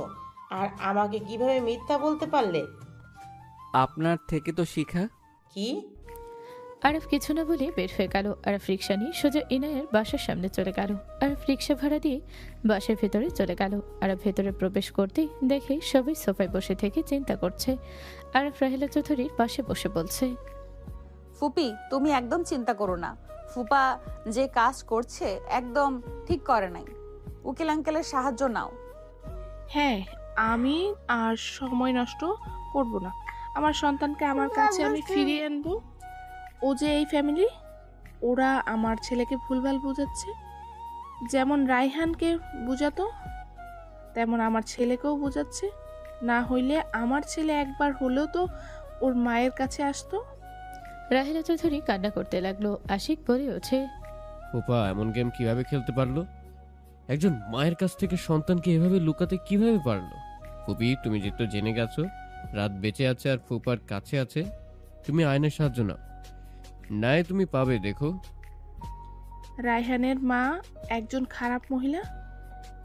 ও যদি বুঝতে পারে মামলা উঠিয়ে দিবে। ওর হাতে অনেক ক্ষমতা। ও যা বলে তাই করে ছাড়ে। ও আমাকে বলেছিল আমার থেকে সব কেড়ে নেবে, ঠিকই নিয়েছে। কিন্তু আমার কষ্ট হচ্ছে, রায়হান এমন কাজ কিভাবে করলো? আমি তো এটাই বিশ্বাস করতে পারছি না। রাহেলা চৌধুরী কান্না করতে লাগলো। ইনায় রাহেলা চৌধুরীকে সান্ত্বনা দিতে লাগলো। আরাফের দিকে ইনায়ের আম্মুর চোখ গেলে ইনায়ের আম্মু বলল, আরাফ, ওইখানে দাঁড়িয়ে আছো কেন? ভেতরে আসো। আরাফ ইনায়ের আম্মুর কথা শুনি আর আরাফ রাহেলা চৌধুরীর কাছে এগিয়ে গেল। আরাফ বলে উঠল, আন্টি, আপনি আর আপনার হাজবেন্ড আলাদা কেন? আর আপনাদের সন্তানকে বা সেই লুকিয়েছে কেন? ইনায়া, আরাফকে নিয়ে রুমে যাও। আমার ভালো লাগছে না, আমি রুমে যেতে চাই। রাহেলা চৌধুরী চলে গেল। ইনায় আরাফকে বলো, রুমে চলো, সারাদিন কই ছিলে? আরাফ ইনায়ের সাথে যেতে লাগলো। সিঁড়ি বেয়ে উপরে গেলে ইনায় আরাফের দিকে রাগী লোক নিয়ে তাকিয়ে বলো, সারাদিন কোনো খোঁজ খবর নাই। সেই সকালে বের হয়েছিলে, কোথায় ছিলে তুমি? ইনায়া, রাগ করো না, সরি। আচ্ছা, ফুপির কাহিনী কি আমাকে একটু বলবে? ফুপির ছেলে রাহাতকে ফুপা লুকিয়ে রেখেছিল। আজ খবরে নিউজে পাওয়া গেছে, যেখানে ফুপা রাহাতকে লুকিয়ে বাসার ভেতরে নিয়ে গেছে। ও, ওনারা দুইজন আলাদা কেন? আমার ওনার বিষয়ে জানার খুব ইচ্ছে। উনি তো ভালো, অথচ তার স্বামী তার সাথে নাই, ব্যাপারটা কেমন রহস্যময় লাগে। বসো বলছি। এত যখন শুনতে চাচ্ছ, খান গ্রুপের চেয়ারম্যানের ছেলে রায়হান খানের সাথে ফুপির রিলেশন ছিল। ফ্যামিলি মানে নাই দেখে ফুপা তাকে নিয়ে পালিয়ে বিয়ে করে। পরে ওনার বাসায় নিয়ে যায়।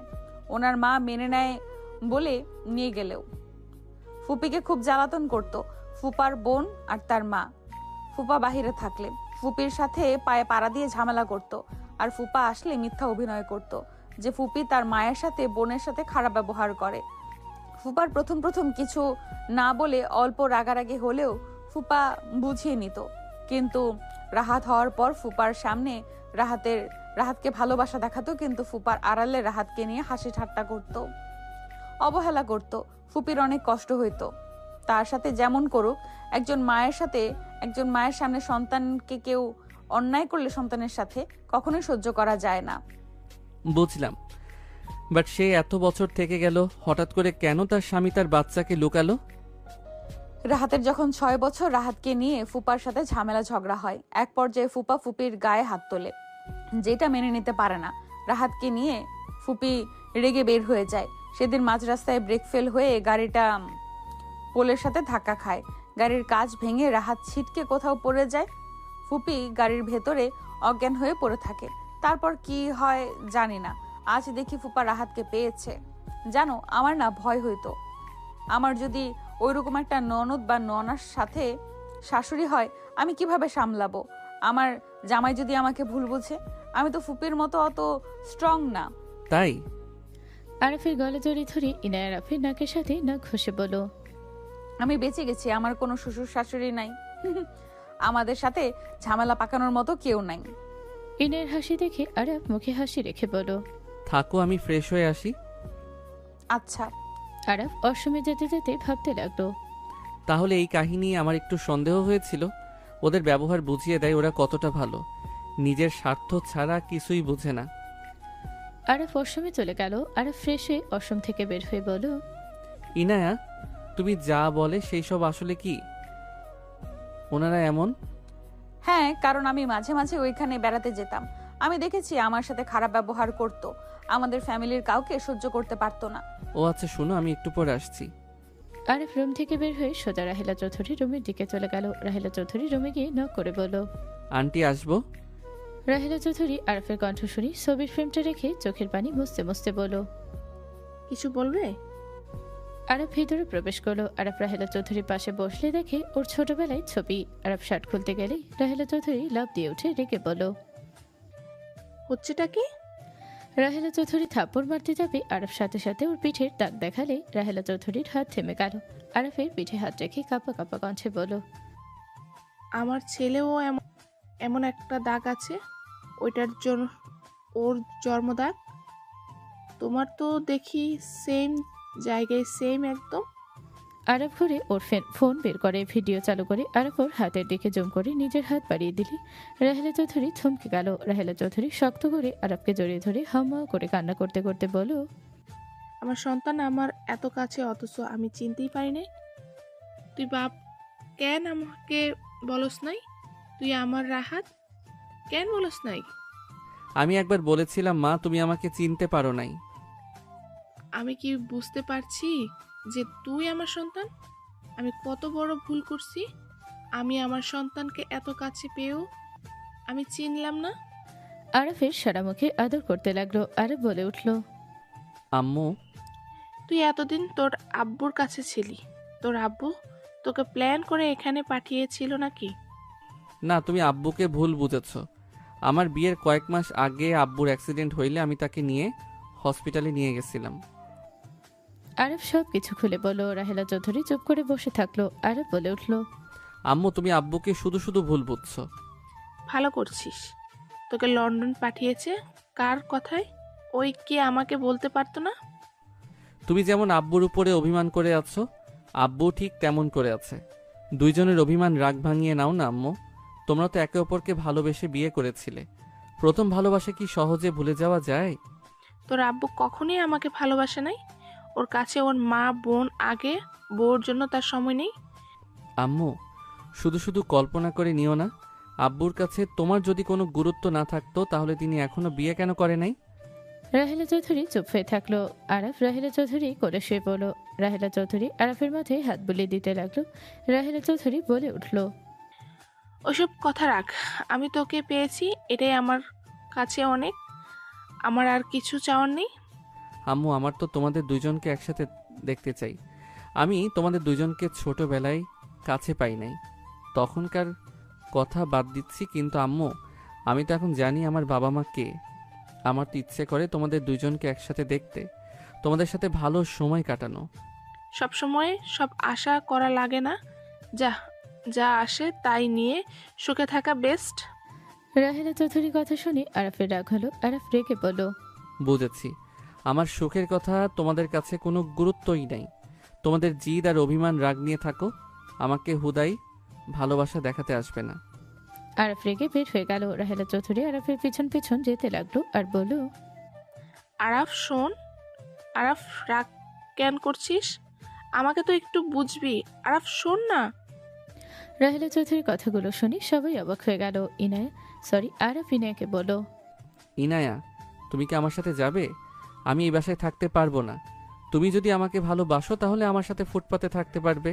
আমি আমার সামর্থ্য অনুযায়ী থাকতে চাচ্ছি। কি হয়েছে, এত রেগে কেন আছো? আর ফুপি, তুমি আরফকে তুই কেন বলছো? আমি তোমাকে কি বলি? তুমি আমার সাথে বের হবে কিনা বলো। যদি না পারো তাহলে এখানে থাকো, আমি এখানে আর আসবো না। আরাফ, কি হয়েছে? রাহেলার কোনো কথায় কষ্ট পেয়েছো নাকি?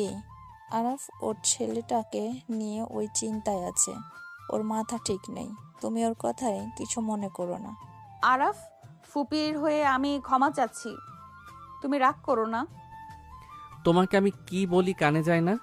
দূরে থাকো, আমি একাই যাচ্ছি। আরফ রেগে চলে যেতে নিলে রাহেলা চৌধুরী হাত ধরতে আরফ হাত সরিয়ে দিয়ে বলল, ন্যাকামি করবেন না।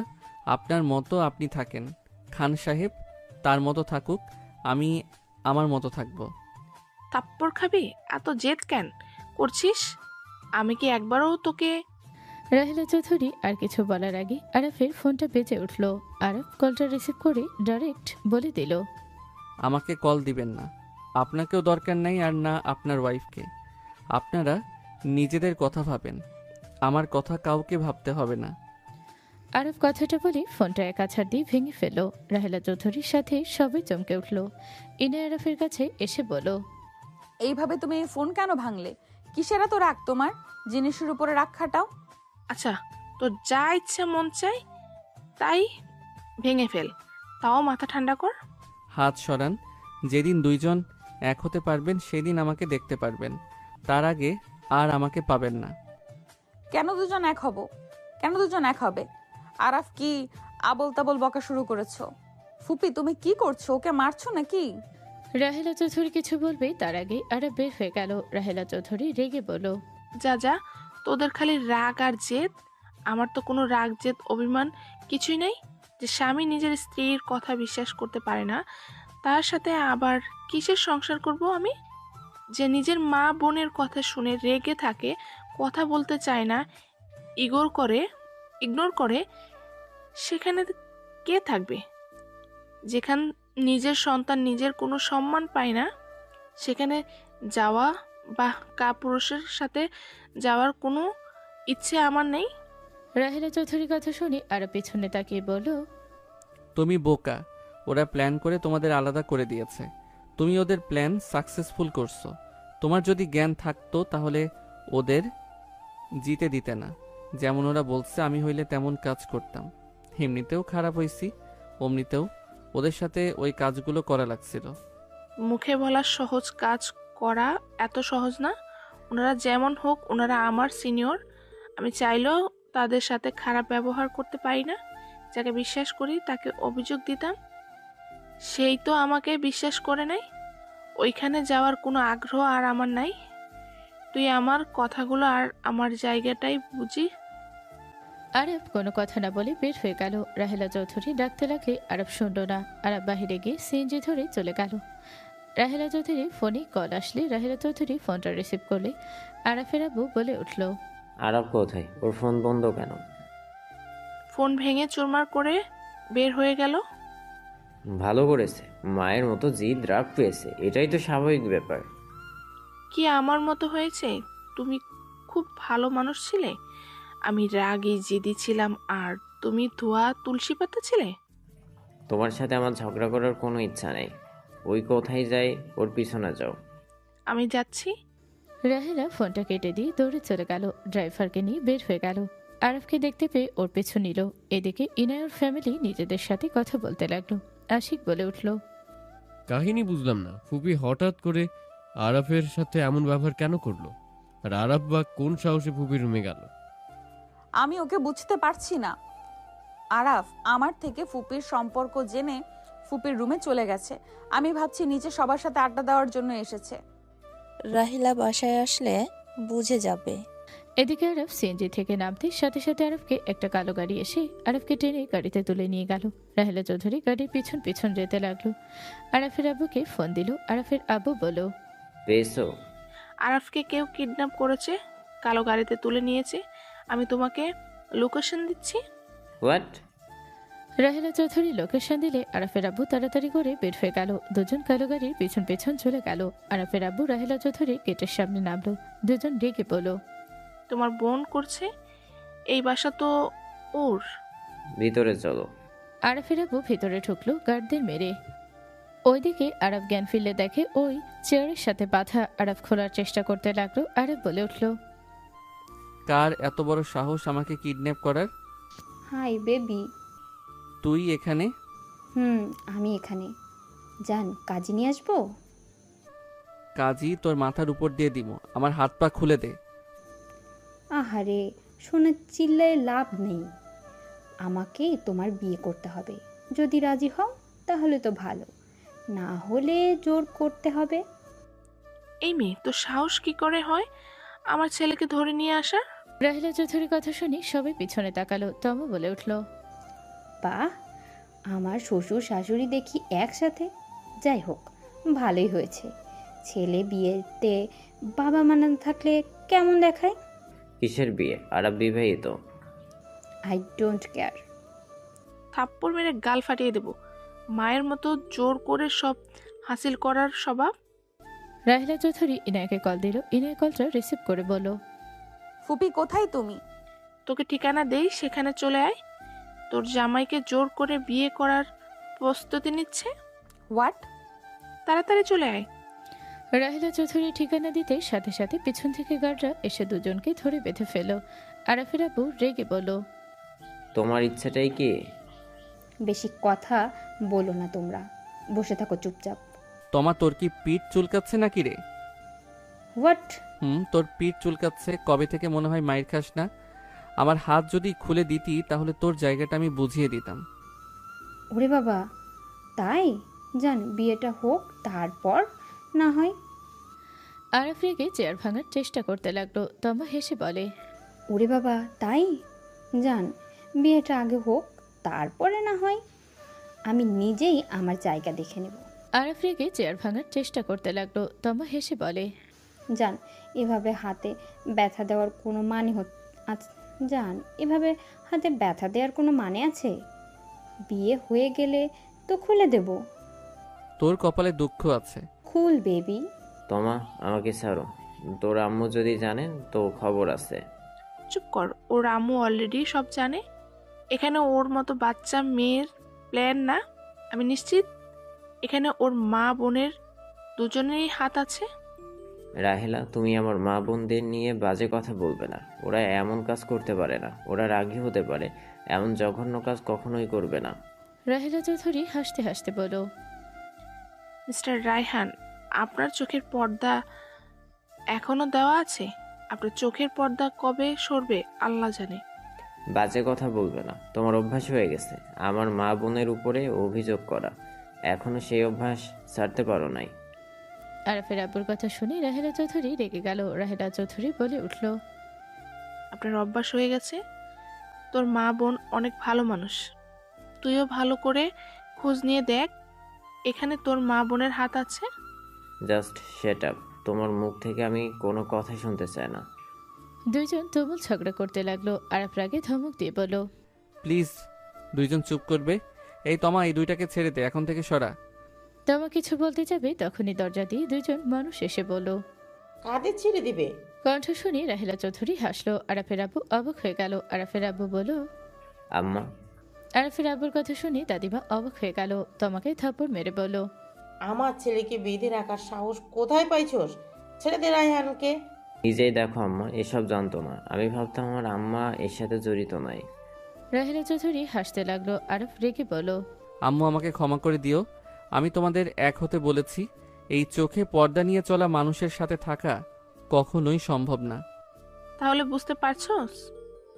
দাদিমা রেগে রাহেলার গালে থাপ্পড় মেরে দিলে আরাফ রায়হান চমকে উঠল। দাদিমা রাহেলার চুল ধরে বলল, আবারও আমার ছেলের মাথা খাচ্ছিস তুই? কাল নাগিনি, তুই কোন সাহসে আমার ছেলেকে আমার বিরুদ্ধে নিয়ে যাওয়ার চেষ্টা করস? কমলা খান, আমার আম্মুর চুল ছাড়েন। চুপ কর। আম্মা, ওর চুল ছাড়ো। আম্মা কি করছো? ছাড়বো না এই কাল নাগিনি। তোকে আর আরাফকে আমাদের থেকে দূরে সরিয়ে দেওয়ার চেষ্টা করছে। আমি কখনই কারো সম্পর্ক ভাঙি না। আমি কমলা খান না, আমি রাহেলা চৌধুরী। কাল নাগিনি, তুই আমাকে কি বলতে চাচ্ছিস? আমি সম্পর্ক ভাঙ্গি? হ্যাঁ হ্যাঁ, আমাকে বলতে হইল না, নিজেই উচ্চারণ করে দিলেন। নানু, এসব বাদ দিবেন, আমার বিয়ে ব্যবস্থা করেন। কাজে নিয়ে এসেছি বটে, তুই এই দুটাকে কেন এখানে নিয়ে এসেছো? আমি নিয়ে আসি নাই, ওরা পিছন পিছন চলে এসেছে। ওই বোকা চন্দ্রবিন্দুর কথা শুনলেই রাগ হচ্ছে। আমার বিয়ের ব্যবস্থা করবে কিনা বলো। কাজী সাহেব ওইখানে যান, ওদের বিয়ে পড়ানো শুরু করেন। আমি এসব কি বলছো? আরব বিবাহিত তোমাকে বিয়ে করবে? আমা এইসব কি ধরনের কাজ? চুপ কর রায়হান, এই কাল নাগিনীর কথা শুনে তোর ব্রেন পচে গেছে। তোমার সাথে বিয়ে হইলে ভালো হবে। আমাদের যা আছে সব আমাদের সন্তানরা ভোগ করবে। এই কাল নাগিনী ফ্যামিলি থেকে দূরে রাখা এইটাই সঠিক সিদ্ধান্ত। দাদিমার কথা শুনে আরাফের আব্বু যেন চমকে গেল। আরাফের আব্বু বলল, আম্মা আপনি এসব কি কথা বলছেন? তার মানে এসব আপনাদের প্ল্যান? এখানে উল্লেখ করে জানার কি আছে? এখানে তো বোঝাই যাচ্ছে এটা ওনাদের প্ল্যান। আব্বু, তোমার চোখের পর্দা কি তাও সরবে না নাকি? আম্মা আমাদের ছেড়ে দিন। আম্মা, আপনি পাগল হয়ে গেছেন। আপা, তুই আমার মাথাটাই নষ্ট করছিস। কথাটা উল্টো হবে। তোমার আম্মা আফা মাথা নষ্ট করে রাখছে, তোমাদের দুই ভাই বোনের ব্রেন ওয়াশ করে রেখেছে। তোমাদের চোখে কোনটা ভুল কোনটা ঠিক সেগুলো বিচার করার কোনো ক্ষমতা তোমাদের নেই। এই কাল নাগিনি, তুই চুপ কর, না হইলে তোর গলা টিপে ধরবো। এই কাজী, চুপ করে দাঁড়িয়ে না থেকে যান বিয়ে পড়ান। কাজী চলে গেল। তমা আরাফের পাশে বসলো। আরাফকে জোর করে কবুল বলানোর চেষ্টা করতে লাগলো। হুট করে ইনায় আসে, সোজা তোমার কাছে গিয়ে চুলের মুঠো ধরে গালে থাপ্পড় মারতে মারতে বলল, আমার জামাইকে নিজের জামাই করার অনেক শখ, তোর শখ আমি মিটিয়ে দিচ্ছি। ইনে তোমাকে একের পর এক থাপ্পড় মারতে লাগলো। আরাফ এক চোখ বন্ধ করে দেখতে লাগলো। তোমার আম্মু এসে মারতে যাবে, ইনে ঘুরে তোমার আম্মুর গালে থাপ্পড় মেরে দিল। আরাফ খুশিতে বলল, বউ, লাভ ইউ। ইনে ফ্লাইং কিস করলো। আরাফের আব্বু রাহেলা চৌধুরী অন্যদিকে তাকালো লজ্জায়। ইনে আরাফের হাত খুলে দিতে গেলে তোমা এসে ধরতে যাবে। ইনে তোমাকে সরিয়ে দিয়ে দিল। আরাফের দড়ি খুলে দিতে দাদিমা রেগে এসে মারতে যাবে, সাথে সাথে আরাফ হাত ধরে বলল, একদম না কালনাগিনী দাদিমা, এই ভুল জীবনেও করো না। এইটা আমার বউ, আরাফ খানের বউ, রায়হান খানের না, যে চোখ অন্ধ হয়ে প্রতিবাদ করব না। রায়হান, দেখ তোর ছেলে আমার হাত ধরছে, গুরুজনদের সম্মান করতে জানে না। কথাগুলো বলে নেকা কান্না করতে লাগলো। আরাফের আব্বু মাথা নিচের দিকে করে থাকলো। আরাফুর আম্মুর দড়ি খুলে দিল। তোমার আম্মু এসে বলো, এই মেয়ে, তোর এত বড় সাহস আমাকে থাপ্পড় মানুষ, আমার মাথা ঘোরাচ্ছে, আমি তোকে ছাড়বো না। আম্মু যাও না, ওর হাতে অনেক পাওয়ার, আমার চোখের সামনে সব ঘুরছে। গুড, আগেই বুঝে গেছস। রাহেলা চৌধুরী আরাফের আব্বুর দড়ি খুলে দিল। আরাফের আব্বুর চোখে পানি গড়িয়ে পড়তে লাগলো। সাথে সাথে রাহেলা চৌধুরী হাত দিয়ে পানি ফোঁটা ধরে ফেলল। আরাফের আব্বু রাহেলার দিকে অসহায়ভাবে তাকালো। রাহেলা চৌধুরী হাসি মুখে বলল, আমার সামনের চোখের পানি নিচে পড়বে সে অপশনও নাই। আরাফের আব্বু রাহেলা চৌধুরীর পায়ের কাছে বসে পড়ল। রাহেলা চৌধুরীর পা ধরে কান্না করে উঠল। রাহেলা চৌধুরী তাড়াতাড়ি করে বসে পড়ল, হাত ধরে বলল, কি করছো কি? আমি কিভাবে তোমার কাছে ক্ষমা চাইব? আমি তোমার সাথে কত অন্যায় করেছি, আমার নিজের উপরে ঘৃণা হচ্ছে। আমি ভাবতেও পারছি না আমার মা বোন এমন নাটকবাজ, ওরা কিভাবে পারলো আমার সংসারে আগুন লাগিয়ে দিতে। রায়হান, তুই আমাদের ভুল বুঝছিস, আমি তোর ভালোর জন্য করছি। এই মেয়ে তোকে নাকে দড়ি দিয়ে ঘুরাতো যদি আমি না থাকতাম। দাদিমার কথা শুনে আরাফ রেগে গেল। আরাফের আব্বু বলে উঠল, আম্মা, হাত জোর করে বলছি, আর আপনি কোনো কথা বলেন না।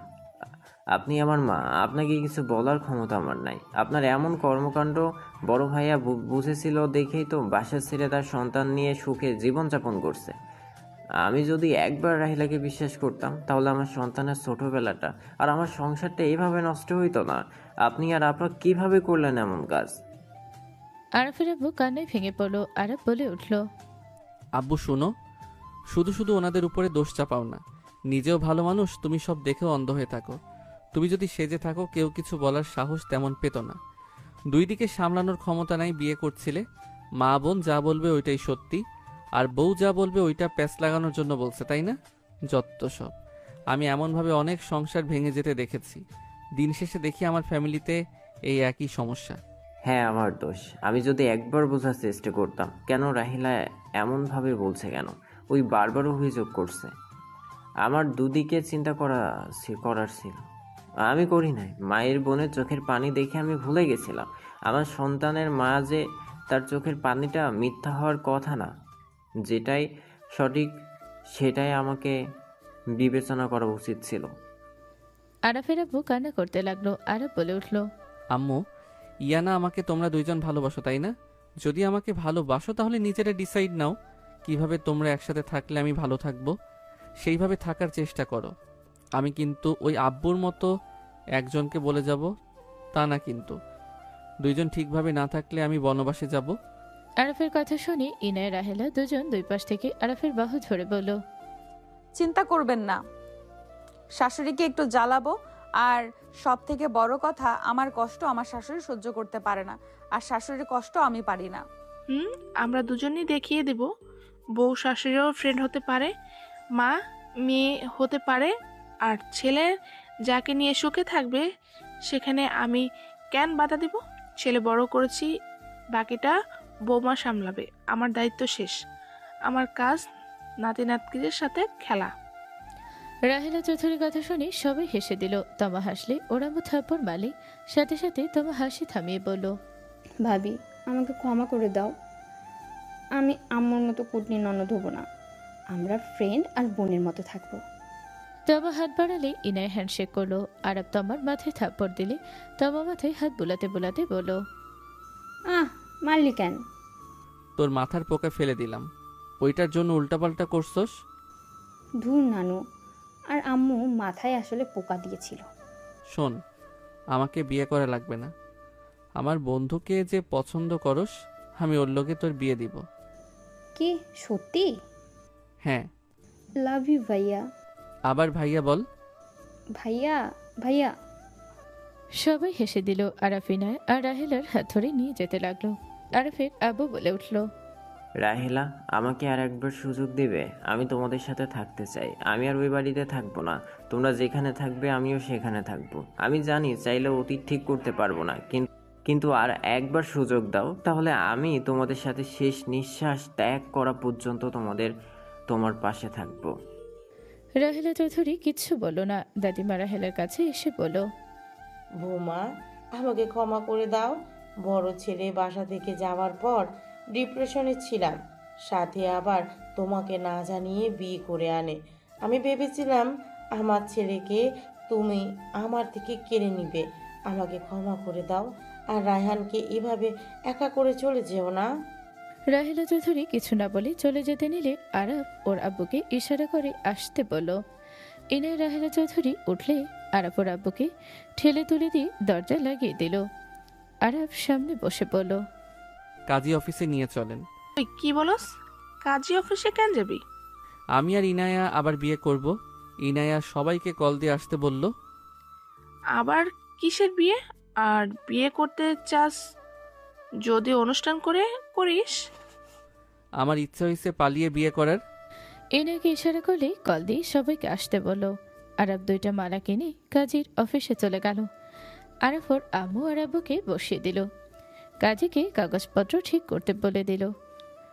আরাফের আব্বু মিটি মিটি হাসতে লাগলো। রাহেলা চৌধুরী রাগী লোক নিয়ে তাকালো, সাথে সাথে হাসিটা থামিয়ে দিল।